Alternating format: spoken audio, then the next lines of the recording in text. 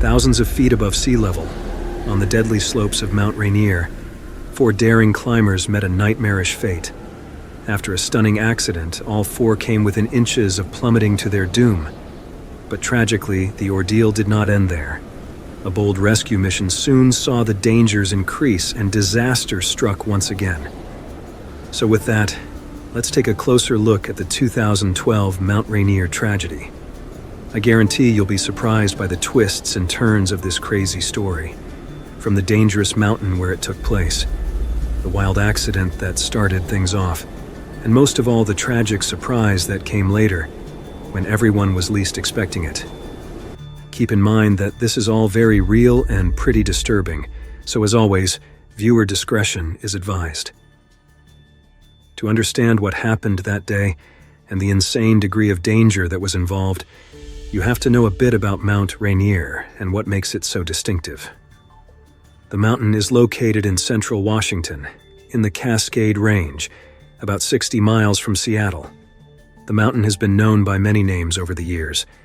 In one Native American language, it was originally known as Tacoma, a name with more than one meaning. It was described as a sky wiper and the mother of all waters. Both descriptions are pretty accurate.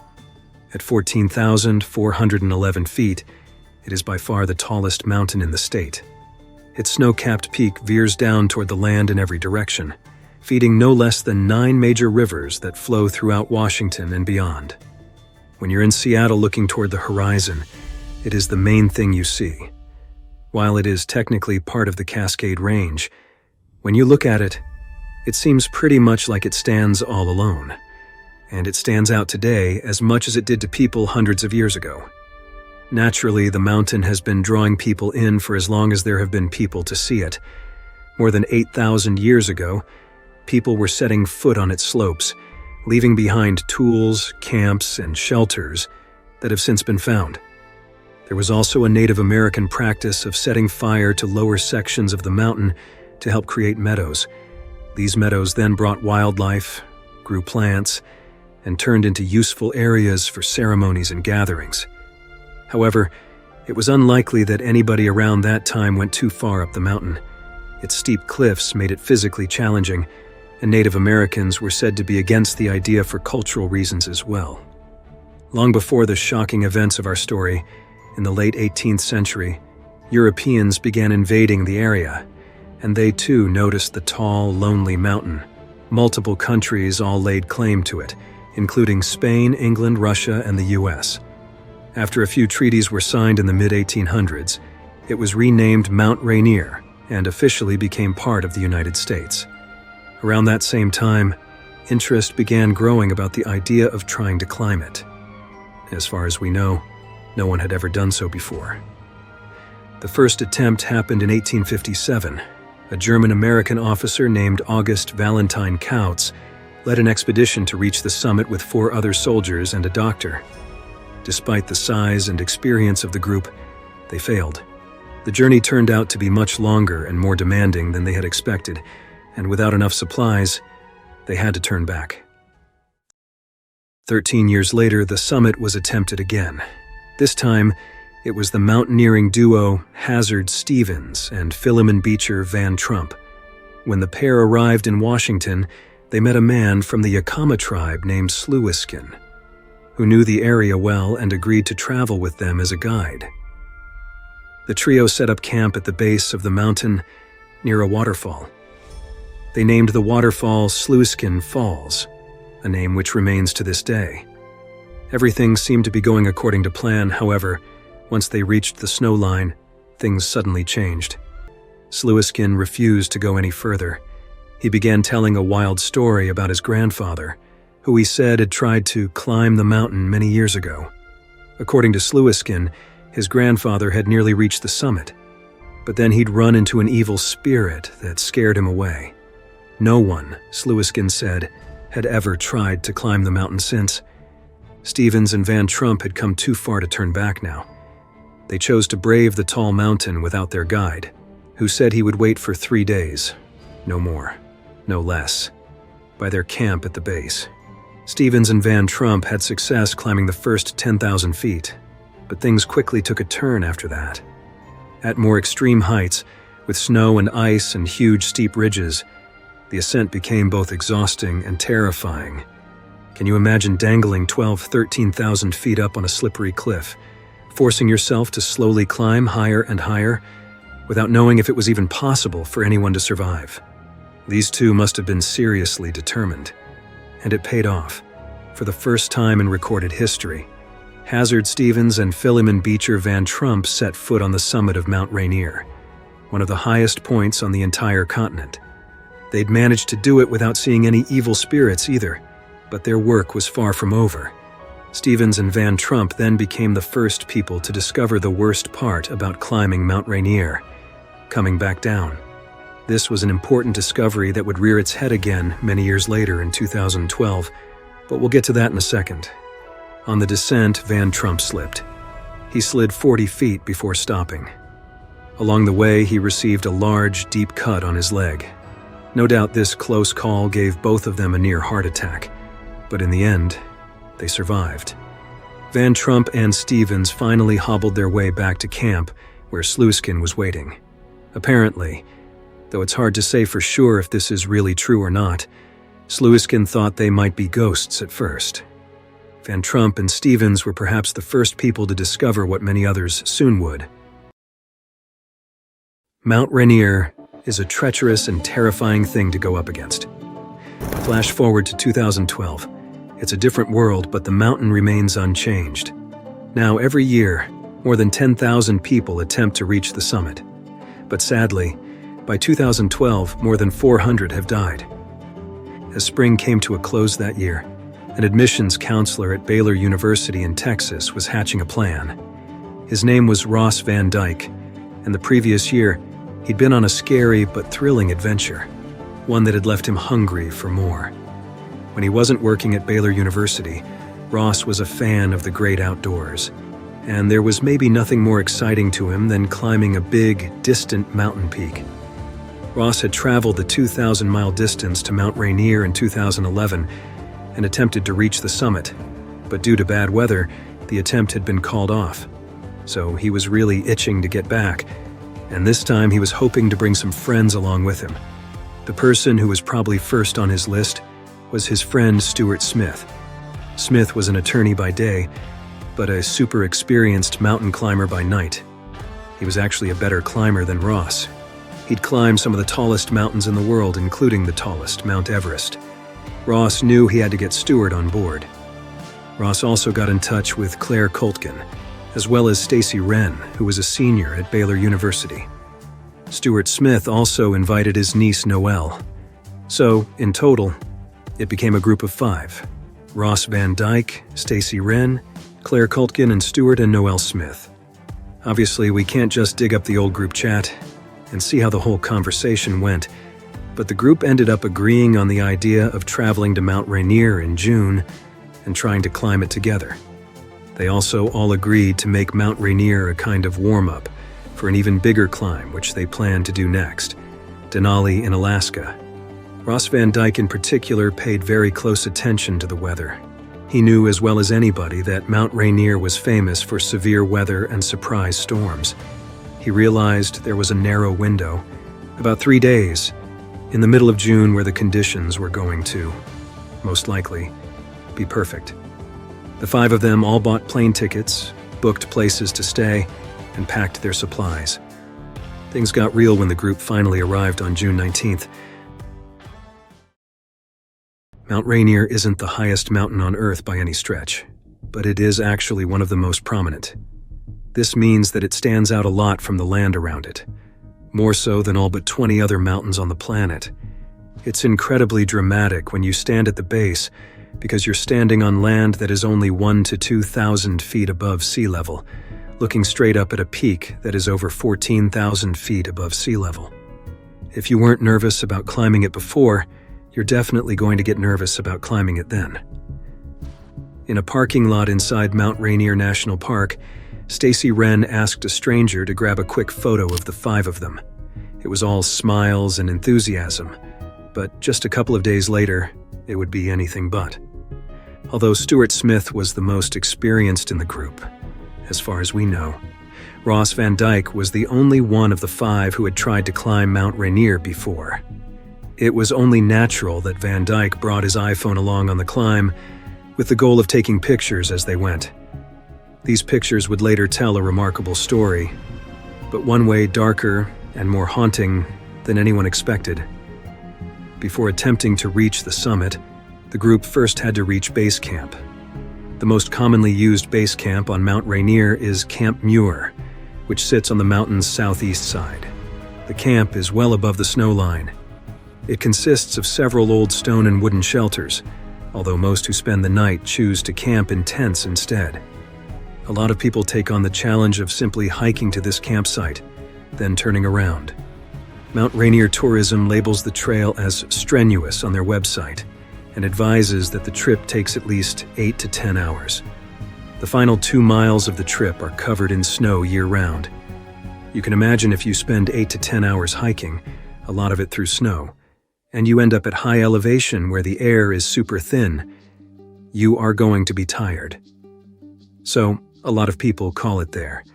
It's definitely a big challenge all on its own. However, this group ended up choosing a custom route that was even harder than that. On the first day, they climbed all the way to Emmons Glacier, close to 8,000 feet up. From there, even as night fell, they pushed on and arrived at an area called Sherman Flats.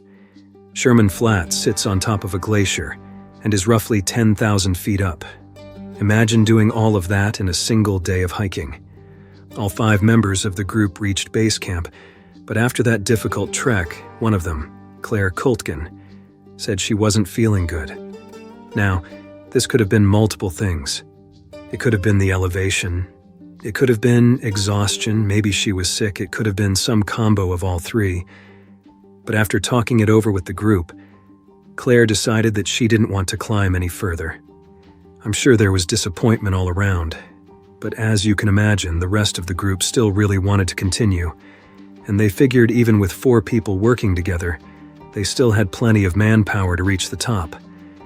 Claire opted instead to stay at Sherman Flats and continue camping, and she had a pair of binoculars to watch as the others made their way further up the mountain. That evening, Ross Van Dyke snapped a selfie from base camp, showing their tents in the background. You can clearly see that where they're camping is well above the clouds. Early the next morning, he, along with Stuart Smith, Noel Smith, and Stacy Wren, made their move away from the camp and toward the summit of the mountain still towering over them.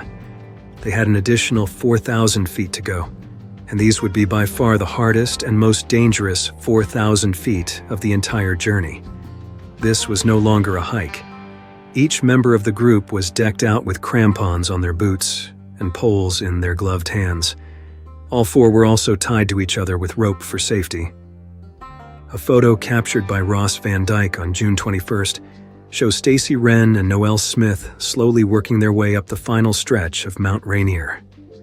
After 6 long hours, the whole group made it, and they all made it in one piece. Stacy and Noel were probably especially happy. Both had just graduated, Noel from high school and Stacy from Baylor University, so the successful summit might have felt like the perfect symbolic way to celebrate. Stacy later admitted that it was the hardest climb she'd ever endured, despite having a lot of experience climbing mountains in Colorado. Sadly, the joy of this moment was only an hour away from pain, suffering, and terror. The views were stunning, as you can see from some of Ross's photos, but the summit is no place to stick around. Even though the weather had been kind up to this point, Ross and the group knew it could turn at any moment. They needed to get back down the mountain and reunite with Claire Kultgen. Claire had been watching with her binoculars and says that she actually saw them reach the summit from below. So she was anxious to reunite with them as well, and she was watching as best she could while they started to make their way back down. The trip back down was expected to take several hours. In the beginning, all seemed to be going well. The disaster came without warning. 1,000 feet below the summit, about an hour after they'd begun their descent, the nightmare began. In a wild podcast interview that I'll link in the description, Stacy Wren talks about it from her perspective. So we had pickets that we were placing every X number of feet in order, and that we were basically running our rope through so that if someone fell, it would catch our fall. Basically making sure that we would be safe there because we knew that this was a cruxy part of the climb. And the person in front was done with the traverse. He was on a much safer part of the glacier, and the others were coming up to that safer part. And I was in the back, so they felt comfortable with where they were. And at the same time, we had essentially run out of pickets, so they were all in the front and they weren't in the back. And we as a group made the decision to not place another picket. We were just like, we'll pull our gear, we'll be really careful, we're fine. In reality, I felt really scared because I wasn't on the safe part of the glacier, right? It was still pretty steep, but you never want to be the weakest link, especially when you're the youngest one. Especially being female, you never want to be the one who says, I'm scared, or I feel slow, or I don't feel capable of this. But I didn't say anything, I just said, yep, that sounds good. Let's pull the picket. And that's when it all went wrong. Stacy took her next 2 steps after they pulled their gear, and as she put her crampon down, it didn't bite into the ice. It slipped, and although she desperately used her ice axe to try to self-arrest and dig into the snow and ice to stop her fall, there was no stopping her slide down the mountain. And because they were all roped together, the force of her slide hit the others like a domino effect. The entire group was suddenly yanked off their feet, and all of them were sliding together down the side of this super steep, super high mountain. This was practically a worst-case scenario, but what made it worse still was the fact the group happened to be right above a massive crevasse. These deadly obstacles are best described as canyons made of ice. The split can be quite wide, but more importantly, the bottom can be quite deep, sometimes as much as 150 feet. Over 10% of mountaineering deaths are the result of falling into a crevasse. So the 4 of them were sliding uncontrollably down the mountain, straight toward this massive crevasse, and the edge of the crevasse was literally shaped like a ramp. Believe me, the last thing you want to see when you're slipping down an icy mountain is a ramp. But that's what they saw. Ross Van Dyke recalls immediately thinking about his wife and telling himself, hey, this is it. This is how I'm gonna die. All of them launched off this ice ramp and went airborne. Stacy Wren thought they caught at least 10 feet of air. She was convinced they were going to die and had a strange sense of calm come over her in midair. She said, I remember being airborne and thinking, it's over. This is the end. We are totally going to die. And I remember being at peace. But that wasn't what happened. Against all odds, this tangle of out-of-control climbers cleared the crevasse and crash-landed on the opposite side. Stuart Smith and Ross Van Dyke both managed at this point to wedge their ice axes into the side of the mountain, which seemed to stop the fall. Van Dyke noticed his mouth was bleeding. Moments later, he noticed something else. The group of 4 was now 3. Noel Smith was missing. After a minute of frantic searching, they found another, smaller crevasse nearby. And inside it, hanging upside down by rope, was Noelle. It was a relief, and a bit of a miracle that she was alive. Not only that, but the group would later come to realize that her accidental fall into the crevasse probably anchored them all to the mountain and kept them alive. But it wasn't all relief just yet. The group was badly beaten up by the fall, and worst of all, Noelle was completely trapped and in huge danger. By a stroke of good luck, a climber from Montana named Peter was nearby on the mountain and saw the group in trouble. Trained in wilderness medicine, he made his way over and was able to assist the battered group. At the same time, Ross Van Dyke tried desperately to call 911, but couldn't find enough reception. Heroically, despite having a dislocated leg, he dragged himself further back up the mountain and finally managed to place the call. Van Dyke was told they had roughly 90 minutes before rangers would arrive. It looked like things were going to be okay, but little did they know, the worst accident of the day was still to come. Many thousands of feet below, climbing rangers from the National Park Service were mobilizing to scale the mountain as quickly as possible. The trip from base to summit often takes 3 days. The rangers were hoping to arrive near the summit in less than 2 hours. One of the 4 rangers responding was 33-year-old Nick Hall. Hall was in charge of the rescue litter, which meant he would be placing injured climbers on a stretcher that would then be lifted up into a rescue helicopter overhead. This was an extremely difficult task. Hall not only had to climb Mount Rainier at world-class speed, he then had to sit perched on an icy slope that was 35 degrees steep, while wrestling a big plastic stretcher that was being pulled in every direction by 40-mile-an-hour winds.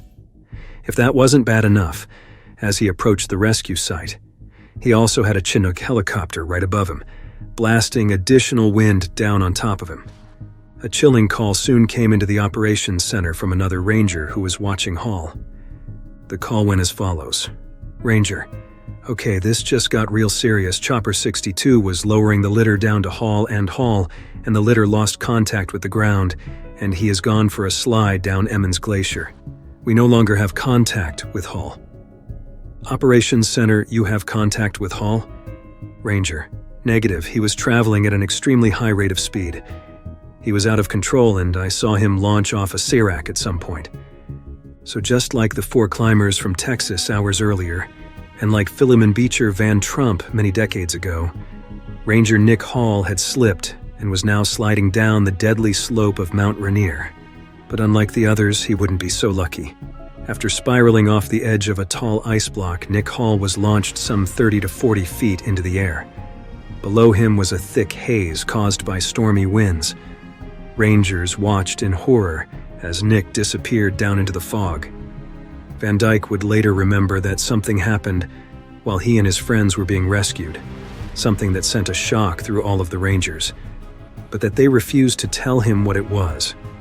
It was only after being taken safely down from the mountain by helicopter that Rangers revealed to the climbers that one of their own had fallen down the mountain. In the initial rescue, only 3 of the 4 stranded climbers could be taken down safely. Stacy Wren was the last to be tended to as the least injured in the group. But while she was being placed on the stretcher, a downdraft started blowing the helicopter toward the mountain. Apparently, it got so close that Rangers on the ground feared the worst and actually dove on top of Stacy to protect her. A storm system was moving in rapidly, dropping deep snow and gusty winds. Disaster was thankfully avoided, at least in this case, but this meant the helicopter had to head back down to the base of the mountain. Stacy Wren and 2 Rangers actually spent the night on the mountain, if you can believe that. If you can put yourself in her shoes, she was dehydrated. She was suffering from hypothermia. She hadn't eaten anything in a long time. She was absolutely exhausted. They woke up the next morning to a total whiteout that meant a helicopter rescue was totally impossible. The only remaining option was for them to navigate on their own back down the mountain to safety.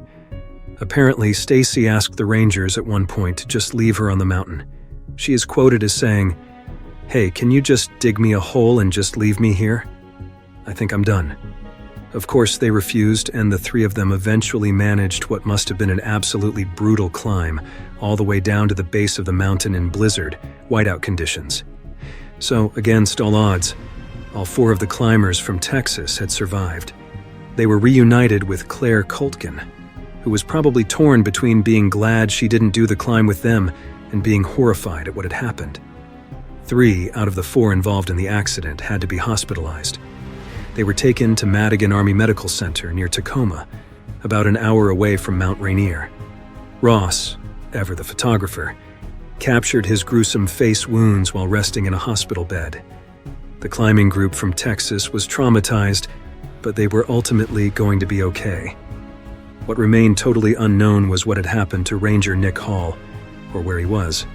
The weather did not clear for another 2 weeks. Finally, once conditions were safe, Rangers once again boarded a Chinook helicopter and flew back to the scene of the accident. Unsurprisingly, there was no sign of Nick Hall, not even a trace that he had ever been there.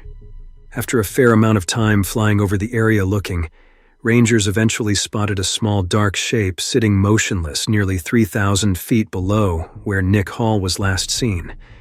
Getting as close as they could with the helicopter, they could make out it was a person, probably Hall, but they weren't sure.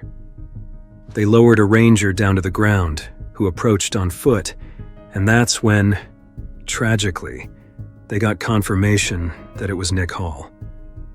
He had not survived the initial fall. Rangers would later guess that he'd probably fallen about 2,400 feet after flying off the Sirac. Just to give you an idea of what that must have been like, it's about the same as falling out of the 144th floor of the Burj Khalifa in Dubai. The story had already been pretty widely covered in the media, but after news of the Ranger's death, it got even more attention. Outdoor podcasts covered the story. News channels did a bunch of coverage. For a little while, the friends from Texas and the late Ranger Nick Hall were famous, although for just about the last reason on Earth you'd ever want to be. The National Park Service conducted an investigation and issued a lengthy report on the disaster, with a particular focus on explaining what led to the untimely and tragic death of a ranger during the rescue of others. Multiple causes were found, the most surprising of which was the fact that Nick Hall hadn't brought an ice axe, which could very well have helped stop him from sliding. The report also cited problems with the fact there were only 4 rangers attempting to rescue 4 climbers, and that the operation was somewhat disorganized, without a clear team leader. In the end, the tragic events of June 21, 2012 will live on in the dark part of Mount Rainier's history. It is one of the worst accidents to ever happen there, if not on any mountain anywhere. And what ultimately makes it so tragic and so hard to think about is that, with better preparation and just a little more caution, it probably could have all been avoided. Thanks for watching, and I'll see you in the next one. Stay bold and live brave.